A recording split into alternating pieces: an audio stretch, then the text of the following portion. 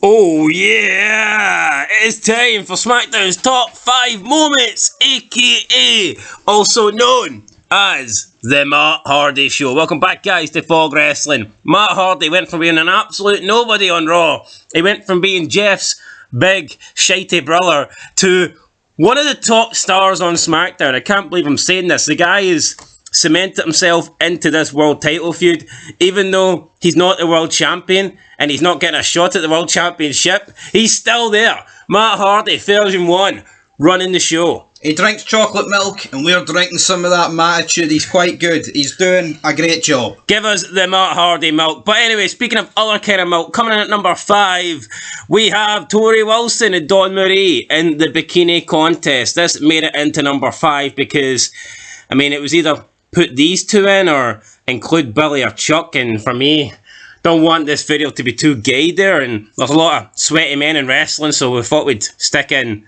2 women. Why not? Yeah, why not? Stick them in here. You Plus diversity. Aye. You can't go, except you need a woman on the We love women's wrestling, you know, so yeah, Tori, no, it was a nice wee, probably better than last week. No, actually, last week's was better. Last week's was better, but this is setting up a feud. Yeah. With Al Wilson. We also had You can call me Al. We had Mr. Al backstage as well. Dawn Marie flirting with him. Pretty big age gap there, but who are we to judge? I mean, yeah, pretty big age gap, but I think there's mind games going on there with Tori Wilson. Is it the biggest age gap in wrestling? Definitely not. Just ask Jerry the King Lawler. Well, I'll tell you what, Mae Young and Mark Henry would have had a pretty big age gap. Yeah, so no one spoke about that. Anyway, coming number 4, it is Matt Hardy himself, version 1, and it's the best version I think we've seen of Matt Hardy, especially as a singles wrestler. Now, you could argue the guy hasn't really had a run yet in his WWE career as a singles guy, but outside of the Hardy Boys, this is the best work that Matt's done by far. Even when he had that mini feud with Jeff and Lita was the referee and Lita gave Jeff the win and he was jealous, and I mean that kind of sucked into comparison with what he's doing right now. And even his stuff outside of Brock Lesnar, when he first arrived on SmackDown, he thought he was the greatest thing ever. He's running down to make the saves when the team in the ring have already dealt with the problem. He's thinking he's getting massive ovations. He's telling people backstage to watch his tapes and shit like this. Like Matt Hardy, he's been very entertaining lately, and he continues to be one of the best things on the blue brand. Yep, it's better for a jobber to act like a star than a jobber to act like a jobber, and that's pretty much what Matt's doing. Yes. Anyway, coming to number 3, speaking of someone who's definitely not a jobber, it is Kurt Angle and his promo with Edge. So, Kurt Angle is doing a little interview with Mark. What's your thoughts on Mark Lloyd, by the way? I actually don't mind him. He's growing on me. I think he's alright. When I first seen him, I thought, who the hell's this jabron? I think every interviewer back in the day had personality, compared to these days, man, where they have nothing. Does it help, though, that they're interviewing good people? I mean, if Mark Lloyd is sticking a mic in front of Angle's face or a mic in front of The Rock's face, does that make a difference rather than he was sticking a mic in front of, let's say, Rhea Ripley's face? I mean, it does a bit, obviously, but it doesn't change the fact. Even he's interviewed jobbers before and it's been good, so I've no real issue. No, I mean, look at today, Kevin Patrick. If he's interviewing The Rock, he's awful. If he's interviewing someone else, he's even worse. He sucks. Anyway, good promo.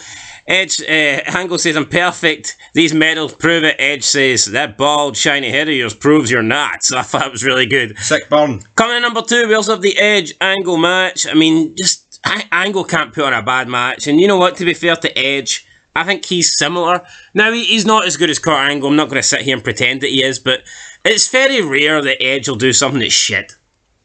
Yeah, Edge is very consistent. I mean, I did criticise him a wee bit, well, not really him, but I think the matches the last couple of weeks have really not been that, like, they've lacked a lot in the first half, but the second half's blown us away. The only thing for me is, like, Edge, Eddie Guerrero, we've seen it a shitload of times, and then also Edge Angle. Now, I think this might be the feud of the year, but we've already seen it. It took up, like, 3 months after Mania. Did we really need to get this again so soon? No, we didn't. And I get it, it's a throwaway match on SmackDown, but still, I think if someone's been in a massive feud, you should try and keep them separated for the foreseeable future. And I think that's teething problems with the brand split, but still a great match, can't complain with it. Yeah, coming in though at number 1, the number 1 spot of the moment this week, the match was Matt Hardy versus The Undertaker. Don't know if the moment was quite as good as that burp introduction, but... See, I've been drinking too much Mattitude. Yeah, Mattitude makes you very, burp. very gassy. you know what? A very good match. I mean, I don't think it should have been in the middle of the show, but it was in the middle of the show, but it doesn't make the middle of this. Middle? It was beginning of the show, more or less. Probably 20 minutes in. Again, not at the start of the show, not at the start of the second hour, and not at the end. Weird placement for me, for such a big moment, but the match itself is alright. Matt coming up with a few good one-liners, like, see you later.